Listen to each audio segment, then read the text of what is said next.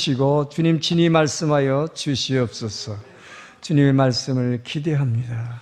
우리에게 말씀으로 희망을 주시고 말씀으로 소망을 주시는 주님을 기대하며 예수님 이름으로 기도합니다. 아멘. 코리텐 붐이라고 하는 폴란드 출신의 여류 작가는 피난처라는 작품으로 잘 알려져 있습니다.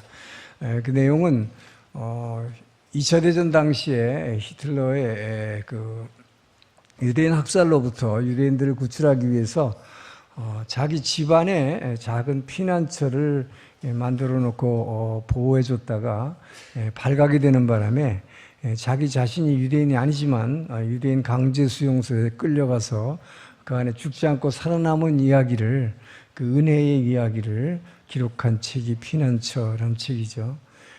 그 책을 통해서 그녀는 이렇게 고난에 대해서 말합니다. 하나님이 우리에게 주신 고난, 이 고난의 의미가 뭘까?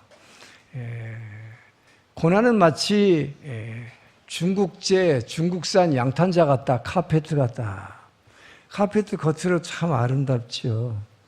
근데 그 뒤를 확 뒤집어 보면 뒤는 어떻습니까? 엉망진창이 아주 지저분해요. 그죠? 이게 무엇을 의미하는가? 우리는 살다가 보면 엉망진창으로 두들겨 맞고 고통을 받고 고난을 받습니다. 그러나 이 고통에 한번 싹 뒤집어 보세요. 여러분이 받는 고통만 쳐다보고 있으면 힘들어요. 이걸 한번 싹 뒤집어서 그 뒷면을 보면 너무나 아름다운 무늬가 싹 되어 있는 거예요. 할렐루야. 여러분 뒤에 이 뒤를 열어보면 엉망진창으로 두드려 맞고 이 고난이 많은 사람일수록 앞에 아름다운 모양이 나타난다. 할렐루야. 이 고난이 축복이라 이거죠. 고난이라고 것은 결코 우리에게 우연히 주어지는 것이 아니고 하나님의 섭니다. 여러분이 다른 사람을 막 푹푹 찌르는 가시들이 있는데 이 고난을 통해서 이 가시들을 꺾어내고 아주 정말 온유한 하나님의 의의 도구로 쓰임받게 하기 위한 하나님의 계획이다 하는 것이죠. 자, 오늘 본문 1절, 2절밖에 안 되지만 2절입니다. 다윗의 지금 피난 경로, 이제 지난주부터 피난이 시작됐어요. 피난 경로 중에서 광야에서 헤매는 도중에 동굴을 하나 만나게 됩니다. 동굴로 숨어 들어갔는데 그 다윗이 그 동굴로 숨어갔더니 먼저 그 가족들이 글로 찾아서 오게 되고 그 다음에는 한 400명이나 되는 환난받는 많은 사람들의 무리가 다윗이 있는 곳으로 동굴로 찾아 들어와서 하나의 공동체를 이루게 된다는 이야기, 아주 간단한 이야기입니다. 그래서 오늘 본문을 통해서 우리는 이 다윗이 아둘람 동굴이라고 하는 곳에 들어갔을 때 살기 위해 들어간 거죠. 피난하게 들어간 거죠. 그러나 그것은 아주 고난의 길이었어요. 앞뒤가 꽉 막혀 있는 곳이죠. 이 동굴 속에 갇히는 고난을 통해서 이 고난이 다윗 자신에게 어떤 영향을 미쳤는가, 그리고 그곳에 들어온 400명이라고 하는 이 공동체에 어떤 영향을 미쳤는지 이것을 한번 자세히 오늘 살펴봄으로써 여러분이 갑자기 살다 보면 동굴 속 같은 데 꽉 막혀버리는 이런 고난을 당했을 때 이것이 내게, 내 인생에 어떠한 유익을 주기 위한 하나님의 계획인지 그 은혜를 묵상하는 시간 되기를 주의 이름으로 축원합니다. 자, 1절 말씀 한번 다시 읽어보겠습니다. 시작.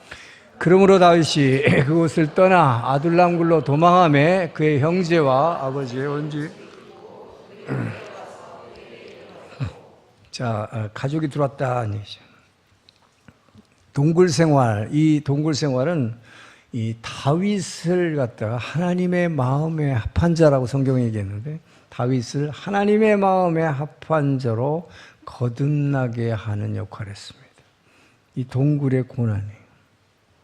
여러분, 다윗이 숨어 들어간 동굴, 좋은 환경일까요? 동굴에 들어가면 어떨까요? 여러분, 도망다니다가 살려고 막 아무나 구리 하나에 쓱쓱 들어간 거예요. 근데 가니까 뭐예요? 공기도 잘 안 통하죠. 동굴이니까 햇볕도 없어요. 캄캄해요. 먹을 거 입을 거? 물론 없어요. 아무것도 없어요. 거기다가 화장실 아주 화장실 보기도 불편한 아주 열악한 환경이었을 것입니다. 자, 그런데 이 동굴에 들어간 이 아주 열악한 환경, 이 환경 가운데서 다윗은 엄청난 신앙의 체험, 이 내면이 변화되는 체험을 하게 되는 것이죠.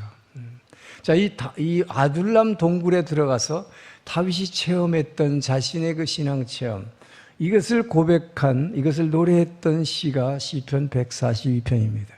시편 140편, 먼저 1절, 2절 한번 보겠습니다. 시작. 내가 소리내어 여호와께 부르짖으며 소리내어 여호와께 간구하는도다. 내가 내 원통함을 그의 앞에 토로하며 내 우한을 그의 앞에 진술하는도다.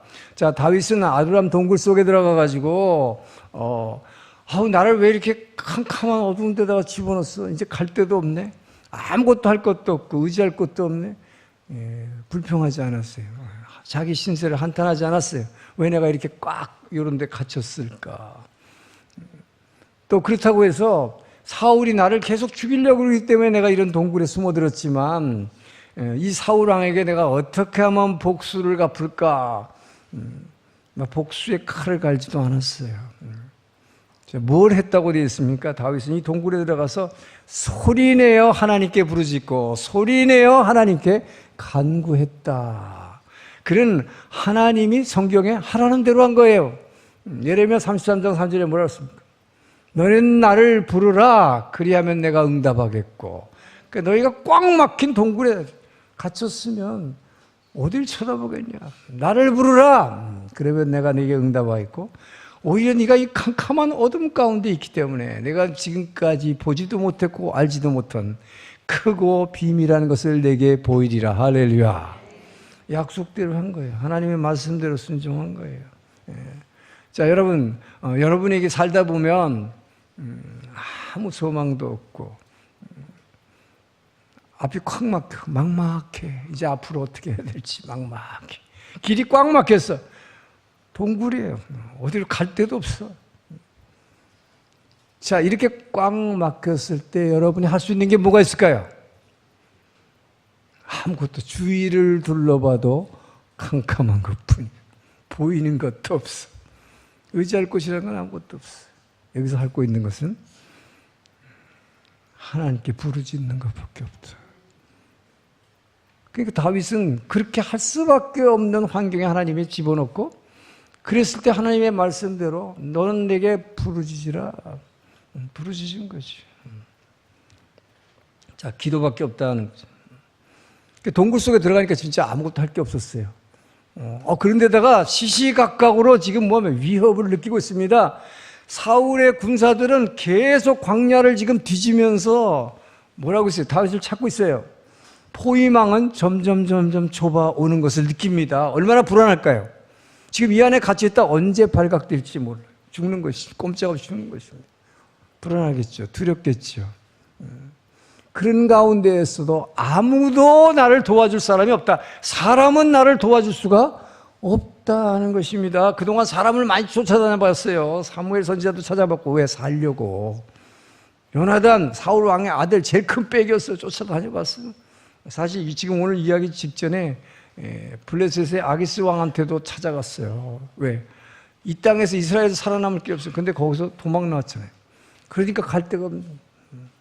아무도 사람은 나를 도와줄 수 없다는 것을 알게 된 거예요.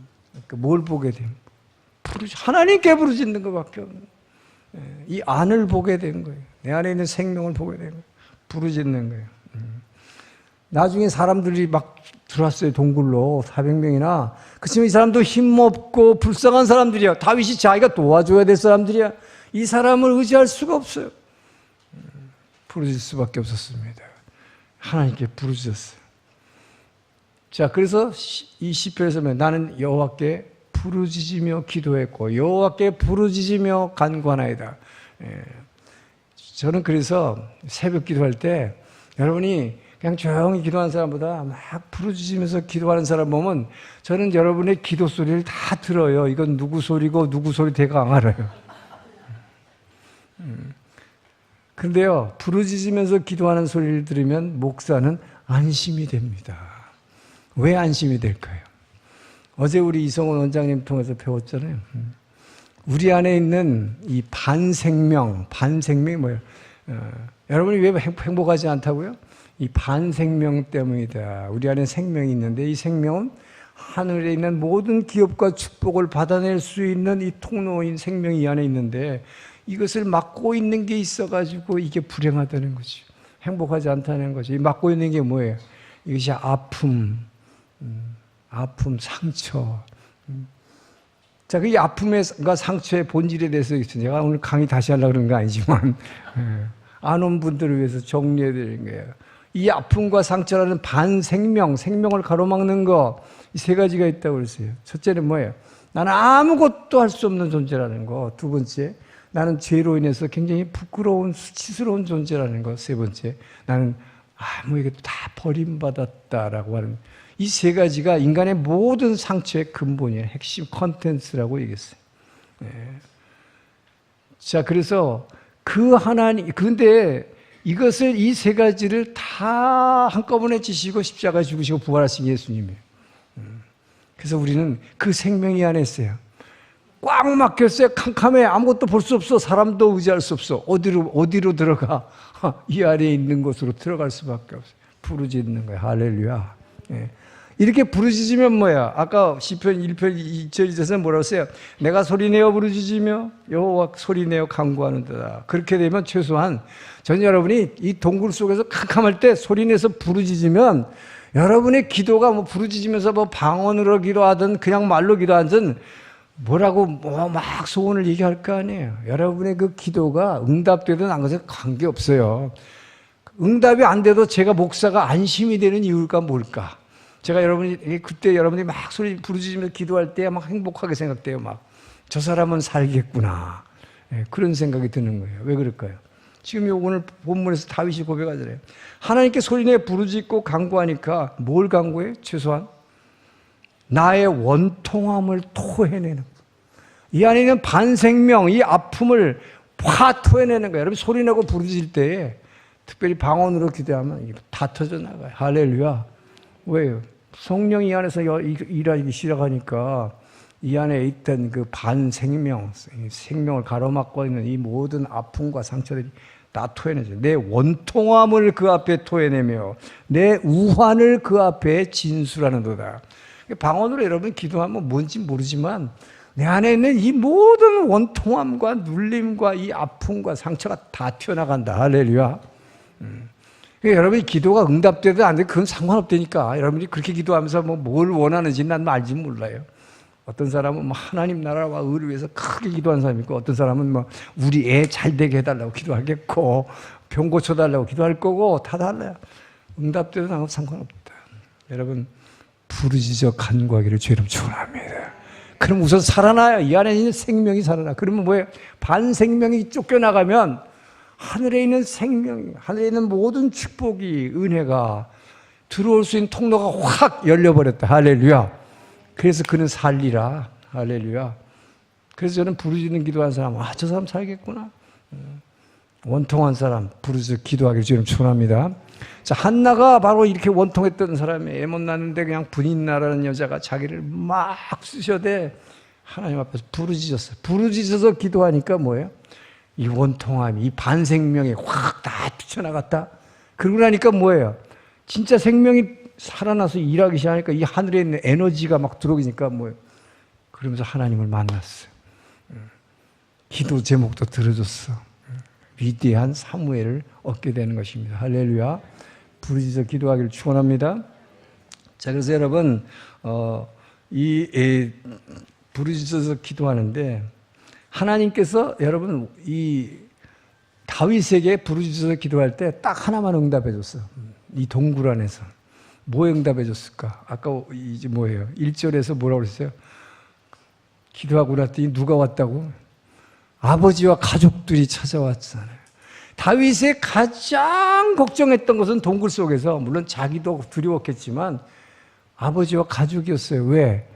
불과 얼마 전에 자기가 살려고 놋당 성소에 찾아갔을 때 제사장이 자기를 도와줬다는 이유로 사울왕은 제사장과 85명의 제사장과 가족들을 다 학살해버렸다. 다 죽여버렸잖아요. 그런 사울 왕이 이 다윗을 지금 찾아다니는데 다윗의 아버지와 그 가족을 살려둘 리가 없잖아요. 제일 걱정하고 동굴 속에서 하나님이 그 기도 제목 하나만 딱 들어줬다 지금. 예. 가족들을 하나님이 아버지와 그 가족들을 동굴로 데려왔다라고 1절을 말하고 있는 것이요. 나머지 기도 제목은 없어요 여기 지금. 근데 부르짖고 기도했다고 그랬어요. 근데 여기서 뭐가 이루어졌을까? 다윗의 이 내면이 확 바뀌어버려요. 할렐루야. 하나님의 마음에 합한 자로 바뀌는 거예요.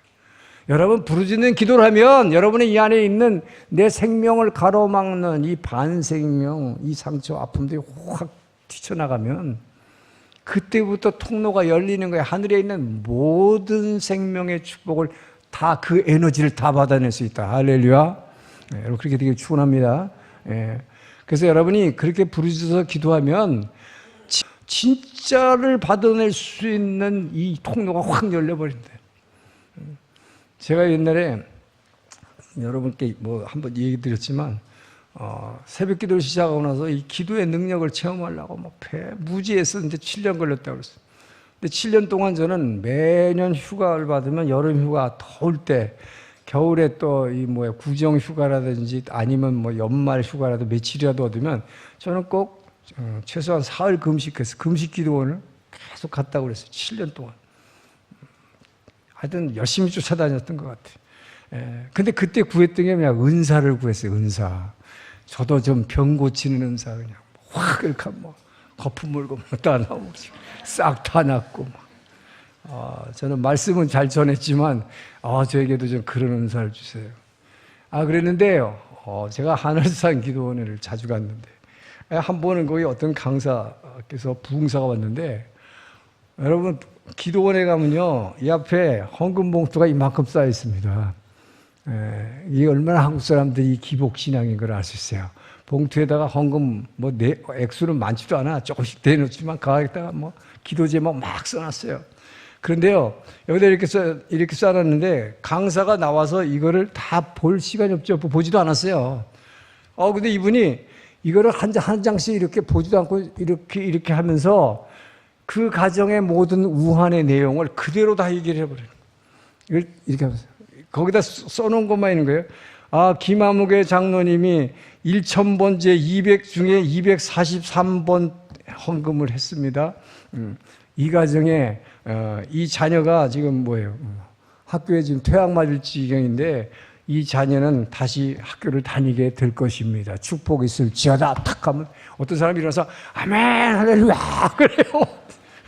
두 번째 딱 하면서 김한무개 권사님 이 가정이 며느리가 지금 뭐 이혼하게 돼가지고 뭐 애 때문에 막 저할 텐데 그 애는 찾게 될지어다. 그러면 또 할렐루야. 헌금 조금 해놓고 그래서 제가 그걸 보고 얼마나 부러웠는지 하나님 저도 저런 것 좀 주세요. 그래서 제가 그분을 집회 끝나고서 그분을 만나려고 그랬더니 강사는 안 만나게 해준대. 그래서 제가 하여튼 뭐 집요하게 그 원장님을 찾아가가지고 알아냈어요. 그랬더니 제가 새벽형 크리스찬의 저자라니까 만나게 해주더라고요. 연락처를 해서 그분을 만났어요. 그래서 어떻게 하면 그런 은사를 얻게 되냐. 자기도 그렇게 부르짖었대. 그러면 근데 뭐 분명히 저 장로님은 그런 은사가 올 거라고. 그래서 하여튼 제가 그렇게 그 은사를 달라고 저도 그런 은사를 달라고 그렇게 그 추운 겨울날 그냥 막 동굴 속 그 기도굴 있잖아요. 그 추운 데서 그 뭐예요. 아무것도 깔지도 않고 그냥 무릎 꿇고 막 동상은 걸릴지어다 하면서 있어요. 왜? 뜨거우니까 절대 동상 안 걸려. 근데요, 암만 기도해도 사흘 동안 금식했는데도 아무것도 안 와. 그래서 포기하고 이제 내려가려고 자동차 키를 시동을 딱 끄는데 생각해보니까 좀 억울한 거예요. 그래서 사흘 동안 이렇게 금식하고 이렇게 기도했는데 하나님 왜 나한테 아무 징조도 안 주십니까? 억울해서 가기 전에 1시간만 더 하고 가시. 근데 시동을 키면 이게 따뜻해지니까 꺼놓고 좀 추운 데서 해야 막 이 성령의 뜨거움이 느껴지고 그렇게 했는데 아무 게 없었어요. 그냥 갔어요. 자, 그게 굉장히 오래전의 일입니다. 근데 여러분, 응답 안 됐죠? 지난 한 달 전 제가 새벽 기도할 때 여기 앉아 있는데 하나님께서 그 얘기를 하시니까 갑자기. 여러분, 하나님이 이렇게 문득 말씀하세요. 너 그때 그런 희한한 은사 달라고 나한테 막 떼쓰면서 너 굶으면서 나한테 막 그랬지. 예. 그때 내가 너 옆에 있었다. 제가 그때 너무 깜짝 놀래요. 전 다 잊어버렸어요. 내가 네 기도를 다 듣고 있었다. 너 차 안에서 추운데 시동도 안 켜면서 왜 이거 안 주냐고 막 나한테 항의했지. 근데 너 생각해봐라. 네가 그때 내가 이거 줬으면 넌 지금 전국을 돌아다니면서 시골 교회 가서 막 이런 거 말하고 있어. 네가 여기서 일본 전체를 열도를 깨우는 이런 선교에 네가 비전을 가졌겠느냐. 제가 뭐 얼마나 통곡하면서 울었는지 몰라요. 주님 감사합니다. 여러분, 지금 응답 안 돼도 하나님께서는 다 듣고 계신 믿으시기 바랍니다. 여러분이 다윗처럼 마음의 합한 자를 변화시키는 거예요. 자, 그래서 시편 지금 140편 4절에서 4절 6절 한번 읽습니다. 이 동굴에서 이 부르짖는 기도가 다윗을 겸손하게 만들었다고 얘기하고 있어요. 읽습니다. 오른쪽을 살펴보소서. 나를 아는 이도 없고 나의 피난처도 없고 내 영혼을 돌보는 이도 없나이다. 나의 부르짖음을 들으소서. 나는 심히 비천하느니다. 나를 핍박하는 자들에게서 나를 건지소서. 그들은 나보다 강하이다. 자, 나는 심히 비천합니다. 그들은 나보다 강합니다. 뭐예요? 겸손하게 만든 거예요. 이 동굴의 고난이 우리를 겸손하게 만들어요. 다윗은 정말 잘 나가는 사람이었죠. 그렇죠? 다윗이 손대면 뭐 안 되는 게 다 성공했어요. 다윗이 전쟁에 나가면 다 승리했어요. 다윗은 승승장구했습니다. 이대로 놔두면 어떻게 됐을까요? 다윗은 굉장히 교만해졌을 거예요. 자기가 최고가 돼버리는 거예요. 그렇지만 이게 동굴의 체험, 꽉 갇혀버리는 체험을 해보는, 나는 아무것도 할 수 없습니다. 지금 뭐라고 고백해요? 나는 비천합니다. 나는 뭐 할 수 있는 게 아무것도 없다고 고백하잖아요. 얼마나 겸손해지는가. 지금까지는 내가 하면 그냥 다 이겨, 다 돼. 골리앗도 물리칠 수 있고 안 되는 게 없어. 확 겸손해지는 거예요. 확 낮아지는 거예요. 여러분, 그렇기 때문에 여러분들이 뭐 하다가 실패하고 여러분이 하다가 뭐 프로젝트가 뭐 실패했다, 뭐가 안 됐다 좌절하지 마세요. 그 좌절과 실패가 여러분이 얼마나 귀한 하나님께 겸손하게 여러분을 만드는지 몰라요. 그냥 계속 잘 되면 그냥 내가 최고가 돼서 올라가 버릴 텐데 하나님 꽉 낮추시는 거예요. 나는 비천합니다. 나는 꽉 막혔습니다. 아무것도 할 수 없습니다. 이 고백을 하는 거예요. 여러분이 여기서 겸손해지면 성경은 뭐라고 얘기합니까? 하나님은 겸손한 사람을 그릇으로 쓰시는 거예요. 할렐루야. 여러분이 겸손해질 때 하나님은 반드시 그릇으로 쓰십니다. 의의 도구로 쓰십니다. 그리고 하나님이 쓰시는 사람은, 하나님의 손에 잡혀서 쓰임받는 사람은 반드시 성공함을 믿으시기 바랍니다. 하나님이 쓰임받아야 되는 거예요. 내가 뭐 하겠다고 이러지 나서지 말고. 하나님이 부르시는 대로 그냥 따라가면 돼요. 하라는 대로 하면 돼. 그러면 성공해. 할렐루야. 우리 이성호 원장님이 저보러 막 에너지가 넘친다는데 제가 그냥 하라는 대로 쫓아가니까 그래 에너지가 넘치는 거예요. 그러니까 주시는 것만 다 받아내면 돼. 이 안에 있는 반생명은 뭐야? 매일 아침에 부르짖으니까 이게 뭐 늘 반생명 이 안에 요만큼 살아남을 이 힘이 없어요. 그러니까 말하자면 이 안에 찌꺼기도 남을 수가 없어. 맨날 토해내니까. 할렐루야. 그 대신에 여러분, 저도 지금 막 자랑하고 있잖아요. 그러니까 가끔 하나님이 또 이렇게 확 동굴에다 팍 가둘 때가 있어요. 겸손해지라고. 여러분, 스스로 겸손해져서 하나님께 귀한 것으로 쓰임받길 축원합니다. 자, 또 하나 다윗이 142편에 고백한 게 7절에 감사를 배운 것입니다. 동굴에서 진짜 감사하게 돼요. 읽습니다. 내 영혼을 옥에서 이끌어내사 주의 이름을 감사하게 하소서. 주께서 나에게 갚아주시리니 의인들이 나를 두리라. 자, 나를 꺼내주세요. 하나님께서 나를 이 동굴 같은 지옥에서 내 영혼이 지금 이 안에서 그냥 너무 힘든데 나를 이 지옥 같은 동굴에서 꼭 꺼내주세요. 꺼내줄 걸 믿습니다. 그러면 나는 하나님을 엄청나게 감사할 것입니다. 얘기하고 있는 거죠. 여러분, 이 감사라는 게 뭐예요? 우리는 우리에게 이미 주어진 것은, 축복은 당연하다고 생각해. 그래서 여러분이 왜 불평이 되는 줄 알아요? 이미 주어진 축복은 당연한 거예요. 나한테 이 안에 엄청난 영원한 생명이 들어왔는데 그건 당연한 거고, 그거 이상을 바라는 거죠. 그런데 그게 안 되니까 불평하는 거예요. 그래서 하나님은 우리를 감사하게 하려고 이런 동굴 속에다 콱 쳐박아놔. 그러면 어떻게 돼요? 꼼짝 못해. 갑자기 건강하던 사람이 갑자기 뭐예요? 병 걸려가지고 입원을 탁 해서 엄청나게 건강해. 저도 옛날에 그랬거든요. 너무너무 차돌맹이라고 그랬는데, 별명이. 새벽 4시까지 술 먹고도 7시 출근했는데.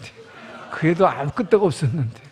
근데 병원에 꽉 갇혀버리니까, 이거 갇혀버리는 거 아니에요? 여기다가 꽉, 이거 줄에다 대롱대롱 매달리니까 꼼짝 못해. 이게 동굴에 갇히는 거예요. 그때서야 감사함을, 내가 그동안엔 가고 싶은데 마음대로 돌아다녔는데, 이게 얼마나 감사한 것을 깨닫는 거예요. 병이 걸려봐야 건강한 게 감사하죠. 직장에서 한번 잘려봐야 매일 출근한 곳이 있다는 게 얼마나 감사한지, 여러분. 제가 해외에서 대사하면서 폼 잡다가 본부에 와서 아무 보직 없이 본부 대사를 하니까, 아예 아침에 뭐예요, 물론 출근할 곳은 있었지만 가도 별로 할 일이 없어. 대학교 가서 강의하는 것밖에 없어. 근데 그러고 나서 진짜로 은퇴를 딱 해보세요, 여러분. 아침에 일어나 갈 곳이 없어. 넥타이를 메고 싶었는데 내가 어딜 가려고 이걸 메고지. 여러분, 없어져 봐야 감사할 줄 알아요. 동굴이라는 그 축복이에요. 꽉 갇혀버리면, 캄캄해지면 그동안에 내가 준 것이 얼마나 감사한지. 여러분, 그래서 여러분이 가끔가다 이렇게 하나님께서 확 동굴에다 가둬버려. 가둬버릴 때 감사하게 되기를 축원합니다. 자, 근데 어떻게 하나님은 어떻게 감사하게 만드시느냐? 하나님이 여러분을 이 안에서, 여러분이 동굴 속에 꽉 갇혔을 때 우리는 두렵죠. 꽉 갇히면 어떻게 갑자기 두렵죠. 안 아프던 사람이 갑자기 아파. 입원해. 여기다 줄로 꽉 묶거나, 그럼 두려워. 이러다 죽을까봐. 그렇지만 이게 뭐예요? 하나님이 왜 그렇게 하실까, 여러분? 왜 동굴에다 가다 버릴까? 이 고난이 축복인 것은 진짜 감사하게 하려고 하는 거예요. 왜요? 지금 다윗이 고백하고 있어요. 이곳에서 여러분을 가둬가지고 죽이려고 하는 게 아니에요. 가뒀지만은 너 지금까지 너 바깥에만 보고 살았는데 캄캄하니까 어디를 보게 돼요? 이게 안을 들여다보죠. 진짜 그때야 내 안에 생명이 있다는 걸 보게 돼요. 하나님을 보게 되는. 여러분이 그때서 병원에 가서 이게 줄에 묶여 있을 때 하나님 찾는 사람 많아 그랬어요. 실패하고 나서 부도 나서 도망 다니다가 여관방에서 소주병 사다 놓고는 하나님 만난 사람이 많아요. 동굴 속에서 만나는 거예요. 근데 그게 뭡니까? 하나님이 뭐예요? 그래서 제일 먼저 그때 하시는 말씀은 두려워하지 말라. 우리는 꽉 갇히면 두려움이 팍 오잖아요. 어디에 갇혀버리면. 소위 말하는 공황장애가 뭡니까? 패닉, 쇼가 뭐예요? 갇히는 거 두려운 거예요. 두려움이 제일 먼저 와요. 자, 그럴 때 하나님 뭐라고 합니까? 이사야 41장 10절 있습니다. 자, 그래서 여러분이 갇혔을 때 하나님께서 여러분에게 이 안을 들여다보면, 이 생명 속으로 들어가면, 부르짖으면 뭐라고 말씀하세요? 읽습니다. 시작. 자, 잠깐만, 이걸 그냥 읽지 말아요. 여러분 지금 동굴에 갇혔어. 지금 캄캄해. 아무것도 없어. 그럴 때 내게 하시는 말씀으로 좀 읽으세요. 시작. 두려워하지 말라. 내가 너와 함께함이라. 놀라지 말라. 나는 내 하나님이라. 내가 너를 굳세게 하리라. 참으로 너를 도와주리라. 참으로 나를 의로운 오른손으로 너를 붙들리라. 내가 너 꺼내주려고 꺼내줬을 때 너 감사하게 하라고. 하나님 찬양합니다. 감사합니다. 나를 꺼내줘서 감사합니다. 그때부터 감사하는 삶으로, 찬양하는 삶으로 여러분 하나님 마음에 합한 자로 확 바꿔주려고 여러분을 동굴에 집어넣어서 믿으시기 바랍니다. 이 동굴의 축복, 두려워 말라 하는 거예요. 여러분. 갇혔을 때 절대 두려워하지 마세요. 이 고난을 여러분 겪기 때문에 갇히고 나서 부르짖지 말고 제일 현명한 사람이 뭘까요? 갇히기 전에 이렇게 건강할 때 나올 수 있을 때 새벽에 나와요, 제발. 그래서 부르짖어 봐. 어떻게 되나. 그러면 어떻게 돼요? 이게 부르짖고 그렇게 되면 겸손해지고 감사하고 무엇보다도 뭐예요? 내 안에 이 생명이 있다는 거에 감사하게 돼. 그때 다른 아무것도 안 보게 되는 거예요. 바깥에 있는 거 부러운 게 없어지는 거예요. 전 여러분들이 그렇게 해서 여러분이 동굴 속에 갇히는 이 축복이 이것을 통해서 여러분이 정말로 겸손하고 온유하고 부르짖는 사람이 됐어. 하나님께서 크게 쓰임받는 의의 도구로 변화되기를 주의 이름으로 축원합니다. 자, 2절을 한번 읽겠습니다. 이제 공동체를 어떻게 변화시키는가. 2절 읽습니다. 시작.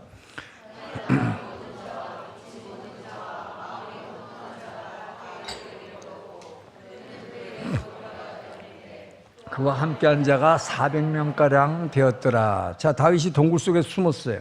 숨어 들어갔더니 환난을 당한 사람, 빚진 사람, 그 다음에 뭐예요? 원통한 사람들. 이게 뭐야? 한마디로 얘기하면 우라통 터지는 사람들이 다 몰려들은 거야. 다윗이 거기 있다. 거기로 가면 살 것이라고 생각해서 왔겠죠. 근데 이 사람들이 뭐예요? 다윗의 입장에서 보면 이 사람들이 나한테 뭐하러 왔지? 나한테 하나 도움이 안 되는 사람이야. 보니까 뭐야? 환난 당한 자, 빚쟁이한테 빚져서 빚 못 갚은 사람, 지금 금치산자들이야. 그다음에 마음에 원통한 사람들, 막 불만이 가득 찬 사람 다 모였어. 아, 여기다 모아놓고 이거 어떡할 거야, 이거? 하나도 반갑지 않아. 그쵸? 자기도 지금 어쩔 수도 없는데, 아니, 400명이나 된 사람은 어쩌란 말이야. 내게 어쩌란 말이냐? 다윗은 그랬을 거예요. 자, 그런데 여러분, 이 사람들 상처받은 사람, 불만이 가득 찬 사람. 근데 오늘 두 번째 지금 이 동굴의 축복은 불만에 가득한 이 사람들을, 불만 공동체를 비전 공동체로 바꿔버렸다. 할렐루야. 이 동굴의 축복이에요, 여러분. 캄캄한 속에 갇히면 비전을 보아야 돼요. 큰 비전을, 지금까지 알지 못했던 크고 비밀한 것을 보이리라. 할렐루야. 크고 비밀한 걸 보게 되는 거예요. 이 사람들은요, 400명에서 나중에 600명을 늘어나. 근데 뭐요? 이 세상에 소위 말하는 이 사람들이 뭡니까, 이거? 환난받은 자, 빚쟁이, 빚 못 갚은 사람, 원통한 사람들, 이거 세상에서 뭐라 그래? 나고자, 나고자. 세상에서 나고한 사람, 그죠? 세상에선 더 이상 희망이 없어. 그러니까 어디로 온 거예요? 굴 속으로 스스로 찾아왔지. 하나님이 집어넣은 것도 아닌데. 스스로 찾아왔단 말이에요. 왜? 이 세상에 더 이상 희망이 없기 때문에. 희망이 없어서 찾아온 사람들이에요. 그 놀라운 건 뭡니까, 근데? 오늘 이 성경이 여기 한 절이지만 여러분, 이것이 얼마나 위대한 구절인 줄 알아요? 이 사람들이 나중에 이제 사무엘에서 뒤로 가면은 어떻게 되는 줄 알아요? 이스라엘의 어두움을 물리치고 다윗을 도와서 이스라엘의 새 역사를 400년 동안의 사사시대를 끝내고 이 어둠의 악순환, 이 죄의 악순환에 있는 이스라엘의 역사를 끝내고 이 땅을 하나님 나라로 변화시키는 놀라운 새 아침을 여는 그런 뭐예요? 이스라엘의 영웅들로, 이스라엘의 장군들로, 리더로 바꾼 놀라운 존재로 변화되는 것이에요. 이 400명이. 나중에 이 400명의 이름이 사무엘서에 쫙 나오죠. 얼마나 위대한 사람으로 변화됐을까. 자, 요압 장군, 아비새 장군, 제사장 아비아달, 뭐 유명한 사람들이 막 나오는데 이 사람들이 다 이 400명 소위 말하는 그냥 원통 공동체, 불만 공동체 출신이에요. 이 안에서 변화된 거예요. 물론 하나님이 변화시켰지만 다윗을 통해서 변화시켰어. 사람은 누구를 만나느냐, 영적으로 참 위대한 중요한 멘토를 만나느냐 안 하느냐에 따라서 어떤 사람은 도둑이 되고 어떤 사람이 이렇게 큰 민족의 영웅이 되는 것입니다. 이게 뭐예요? 비전을 주느냐 안 주느냐에 따라서. 비전을 갖고 사느냐, 동굴 속에 갇혀서 먹을 것만 생각하고 앉았으면 좌절하고 죽어요. 비전이 주어져요. 할렐루야. 자, 다윗은요, 이 동굴 속에 들어온 400명에게 단지 먹여주고, 자, 먹을 거 없겠죠. 먹여주고, 잠재워주고, 단지 생명을 보호해주는 걸로 끝난 게 아닙니다. 다윗은 바로 이들의 어두운 마음 속에, 세상 속에 바깥에 살았지만 어두운 마음을 갖고 있는 사람들이 일로 들어왔어. 여기는 환경은 어둡지만, 자, 다윗은 이 어두운 환경 속에다가 찬란하게 밝아오는 이 새 아침, 이 새 아침을 깨우는, 그래서 이 새벽을 깨우는, 이 그들에게 새벽을 깨우는 비전을 준 것입니다. 할렐루야. 자, 그래서 이 다윗이 이 아둘람 동굴 이 속에서 하나님께 다윗이 받았던, 먼저 자신이 받은 하나님의 비전, 이 비전을 이들에게 전해주는 거예요. 뭘로? 말씀을 통해서, 함께 기도함으로써. 자, 그래서 여러분, 다윗이 이 아둘람 동굴 안에서 이 받은 비전, 그리고 이 공동체가 이 비전 공동체로 변화되는 이 과정을 다윗이 이 시로 고백한 것이 시편 57편입니다. 자, 시편 57편 대표적인 구절 8절을 읽습니다. 시작. 내 영광아 깰지어다, 비파야 수금아 깰지어다, 내가 새벽을 깨우리로다. 이걸 읽으니까 또 여러분은 아유, 저 양반 또 새벽기도 얘기하려고 그렇지 않아요. 관계가 없는 건 아니에요. 새벽을 깨운다는 말이 그런 뉘앙스를 가지고 있어요. 그런데 뭐야? 내 영혼아 깰지어다, 비파와 수금아 깰지어다, 내가 새벽을 깨우리로다. 자, 새벽을 깨운다는 걸 한국 사람들은 특별히 한국교회에서 새벽 기도 매일 드린다, 이거를 우리는 새벽을 깨우는 사람들입니다 라고 얘기해요. 근데 직접적으로 그런 의미는 아니에요, 이게. 잘 들여다보세요. 새벽을 깨운다? 그건 무슨 소리예요? 새벽이 지금 잠자고 있다는 얘기죠. 잠자고 있는 새벽을 내가 깨우겠다. 자, 이게 잘 생각해요. 이 의미가 뭘까? 이것은 지금은 전혀 앞이 보이지 않는 캄캄한 어둠이다, 이 말입니다. 지금은 어둠이에요. 근데 그 어둠 속에다가 내가 부르짖어 기도함으로 말미암아, 부르짖어 기도함으로 말미암아 그 어둠 속에다가 찬란한 아침을, 이 어둠을 아침으로 내가 확 변화시켜 버리겠다. 변화시켜 버리고 싶습니다 라는 고백이에요. 그러니까 뭐예요? 결국 새벽 기도라는 것은 이거를 변화시키는, 이 어두움을 아침으로 변화시키는 수단일 뿐이죠.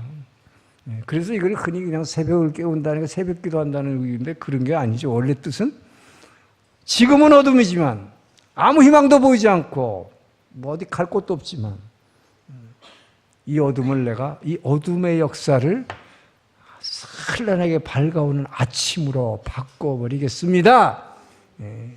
하나님 나의 기도를 들어주시옵소서, 이런 의미죠. 그죠? 자, 그래서 이 사람은요, 이 다윗은 결국 이 새벽을 깨우려다, 내가 새벽을 깨우려다, 이 얘기는 뭡니까? 이 환난 받아서 불만으로 가득 차 있는 아무 소망도 없는 이 세상의 낙오자들에게 새 소망을 준 것입니다. 비전을 준 거예요. 꿈을 준 거예요. 꿈을 준 거예요. 뭘로? 말씀으로. 그리고 함께 기도한 거예요. 같이 부르짖어 기도한 거예요. 그러니까 함께 다 변화돼. 이 비전을 가지게 되는 거예요. 자, 여러분, 그래서 이 사람들이 사실은 어떤 사람들이 인생 낙오자들입니다. 자기 몸 하나 먹고 살기 어려운 사람들이에요, 여러분. 이런 사람들이, 여러분들이 그래서 동굴 속에 갇혔다고, 아이고, 나는 어떻게 살아? 내 가족 어떻게 먹여 살아? 이러고만 앉아있으니까 좌절하고 무너져 버리는 거예요. 그러면 아무것도 안 보여요. 여기에 비전이 주어지는, 소망이 비어진다. 어떤 소망은? 이 어두움을, 이스라엘이 지금 이렇게 먹고 살지도 못하는 이런 사람들에게 지금 뭐예요? 이 캄캄한 이스라엘의 사회에 이 죄와 불만과 불의로 꽉 차 있는 이 역사를 끝내고 이 역사를 확 뒤집어 버리겠다. 이 어둠의 역사를 끝내고 새 이스라엘의 아침, 하나님 나라를 이 땅에 세우겠다는 이 놀라운 비전을 이들이 이 안에 그 비전이 심어졌을 때 이 세상이 확 뒤집어져. 본인들이 뭐예요? 엄청난 영웅으로 변화되는 거예요. 전 여러분들이 이 비전을 가지길 주님 축원합니다. 자, 다윗은 어떻게 한 거예요? 이 동굴 속에서 이들에게 이렇게 어두움 가운데 있는 데에 내가 새벽을 깨우리로다. 하나님 앞에 고백하고 있어요. 내 영혼아 깨라. 비파와 수구마 깰지어다. 막 찬양하면서 지금 이들에게 그 말씀을 전했을 때 이들이 그 비전을 가질 수 있도록 도와달라고 막 그래서 말씀을 전하고 함께 기도했을 때 놀라운 역사가 벌어져. 인생의 낙오자들이 위대한 리더들로 바뀌는 거예요, 여러분. 할렐루야. 여러분 동굴에 갇히는 게 굉장한 축복이에요. 그래서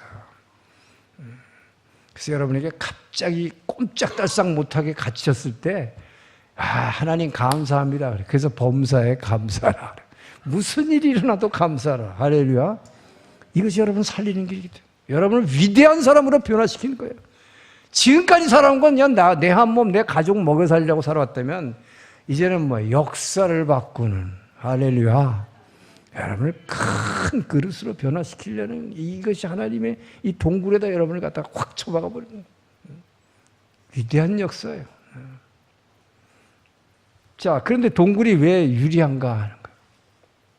세상에 있으면 뭐 세상에 소리가 얼마나 많아. 인터넷, 텔레비 소리, 소리가 하도 많아.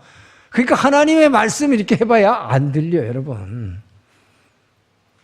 그런데 이 동굴 속으로 들어오니까 캄캄하니까 여러분 동굴 속으로 들어가면서 조용하지.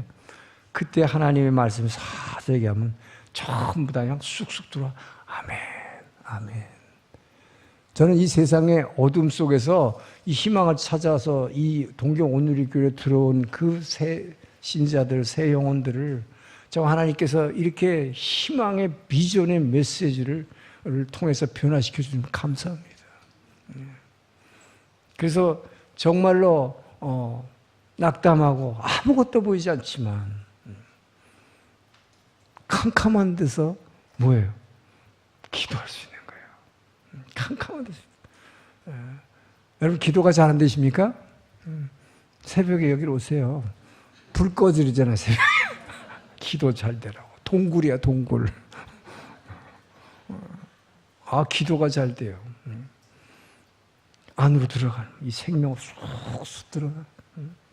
그래서 여러분 정말로 이 캄캄한 동굴에 갇히면 하나님만 바라볼 수밖에 없다. 보이는 게 없잖아요. 아무것도 안 보이잖아요. 누구한테 손을 벌려 도와달라. 이 안으로 들어가는 것밖에 없어. 자, 그래서 여러분, 그래서 비전의 사람으로 변화되는 거예요. 말씀이 들어갈 때, 그리고 기도할 때 비전의 사람으로 변화돼요. 그런데 여러분이 비전을 단지 가졌다. 나는 이 새벽을 깨우리다. 지금 이 어두운 세상을 내가 확 뒤집어서 지금 일본 열도를 완전히 이 어두움의 영이 덮고 있는 이 세상을 하나님이 다스리는 나라로 바꾸겠습니다. 이 큰 비전을 가졌어요. 근데 여러분이 비전만 가졌다고 큰 그릇이 됩니까? 안 됩니다. 어떻게 해야 돼요? 예수님이 우리에게 말씀하셨어요. 주님 오실 때까지 뭐 하라고 그랬냐. 첫 번째, 두 번째 비유 있어요. 마태복음 24장의 비유. 뭐예요? 충성되고 지혜로운 종이 되어 때를 따라 양식을 나눠주는 자가 되어라. 다윗처럼 이렇게 바로 이때 이들에게 필요한 양식, 이 동굴 속에 들어온 사람이 먹는 떡이 아니라 때를 따라 양식을 나눠주는 자. 그 말씀으로 충만하게 여러분 채워지길 주님 축원합니다. 그래야 진짜 큰 그릇이 되는 거예요. 말씀으로 채워야 돼요. 비전만 갖고는 안 돼요. 그 다음에 뭐예요?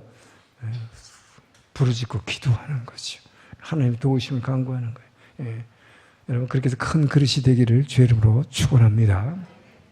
자, 그런데 또 한 가지 마지막 축복이 있어요. 동굴에 들어오면 동굴은 캄캄해. 주변이 캄캄하니까 계속 지금 반복되지만 내 안에 있는 생명을 들여다보게 돼.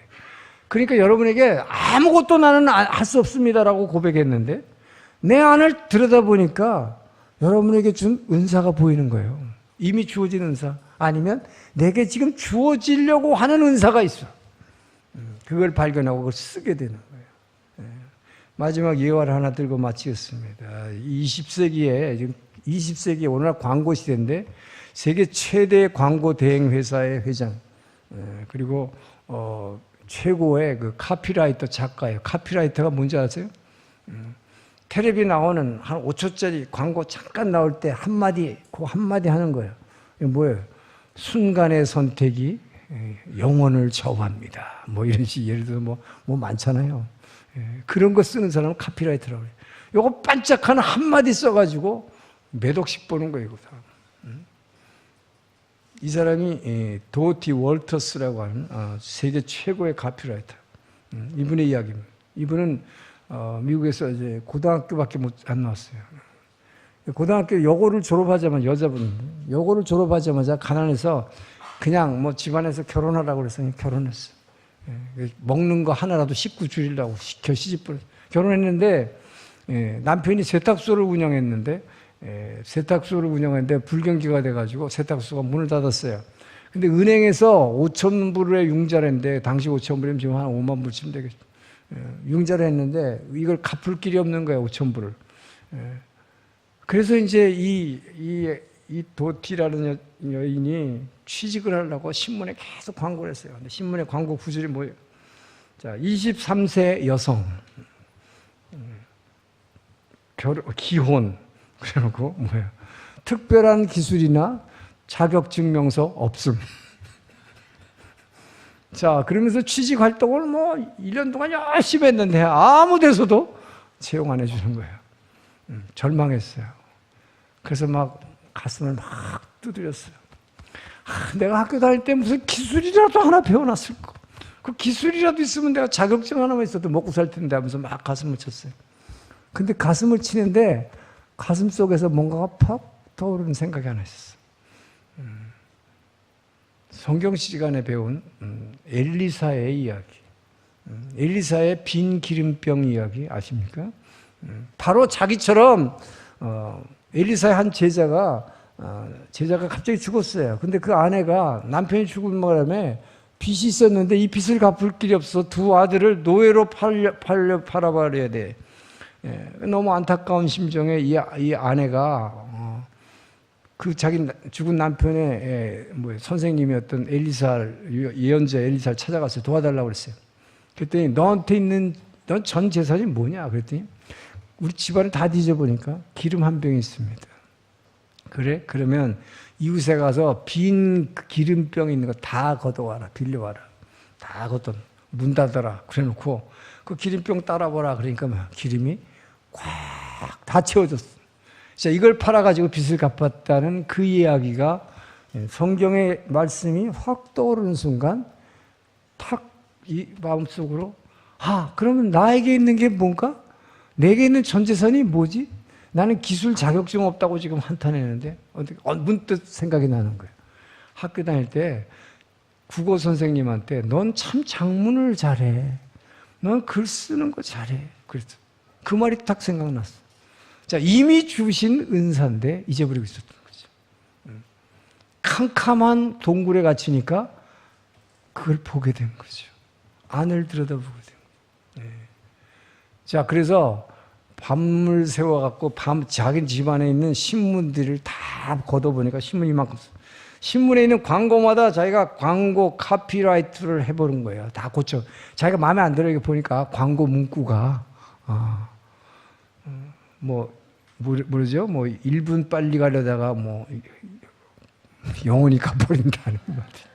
여러 가지 카피라이트라는 게 있죠. 그죠? 이 카피라이터들이 그 한마디 한마디가 아주 그냥 5초 만에 사람 마음을 확 잡는 거잖아요.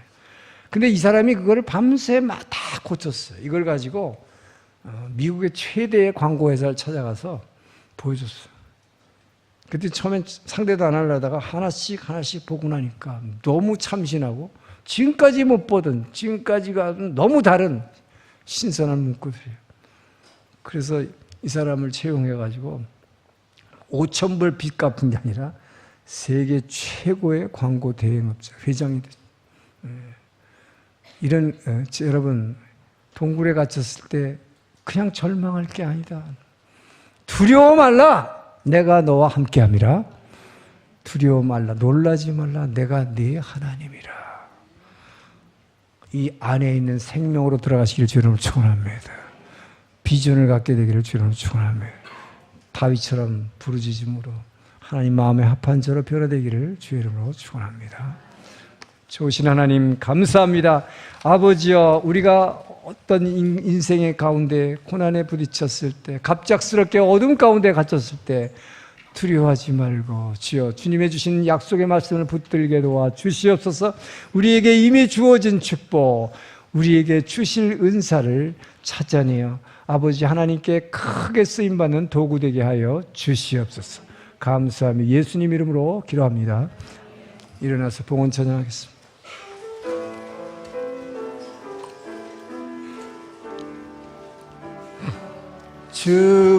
주보혈 날 정결케 하고 주보혈 날 자유케 하니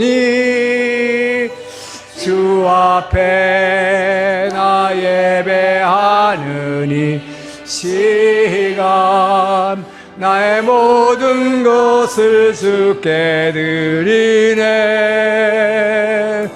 주의 손 날 위해 지키셨고 주의 발 날 위해 맡기셨으니 이제는 사는 것이 아니오 오직 주를 위해 사는 것이라. 주의 손에 나의 손을 포개고 또 주의 발에 나의 발을 포개어 나 주와 함께 죽고 또 주와 함께 살리라. 영원토록 주 위에 살리라. 주의 손에 나의 손을 포개고 또 주의 발에 나의 발을 포개어 주와 함께 죽고 또 주와 함께 살리라. 영원토록 주 위에 살리라.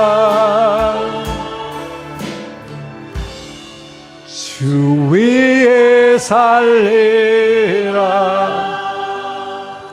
주님 감사합니다. 우리를 지으실 때 하나님의 형상으로 지으셔서 우리가 행복하기를 원하시는 주님, 어떠한 상황 가운데서도 아버지여 보이는 상황에 굴하지 않고 안에 이미 주신 그 생명을 향해서 부르짖으며 나아갈 수 있도록 우리를 변화시켜 주시옵소서.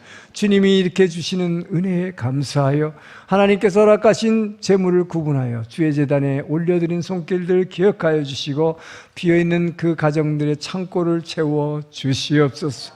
마음의 이 질병과 아픔 아버지여 이 반생명을 온전히 주의 십자가의 보혈로 고쳐주시고 우리의 육신의 질병도 치유받게 도와주시옵소서. 우리가 드린 헌금이 일본 열도를 변화시키는 귀한 일본 영혼 구원에 사용될 수 있도록 하나님 기름 부어 주시옵소서. 이제는 우리를 사랑하시고 구원하신 예수 그리스도의 은혜와 아버지의 그 크신 사랑하심과 성령 하나님의 감동, 감화, 교제, 교통하심이 오늘의 말씀을 듣고 캄캄한 어둠 가운데서 두려워하지 않고 내가 새벽을 깨우리라, 새 아침을 깨우리라, 비전 공동체로 변화시키리라 결단하며 한 주간을 시작하는 주의 백성들 머리 위에 이 주변에 구원받아야 할 모든 일본 주민들 영혼 위에 모든 선교사님들 머리 위에 이제로부터 영원토록 함께 하시기를 간절히 축원하옵나이다. 아멘.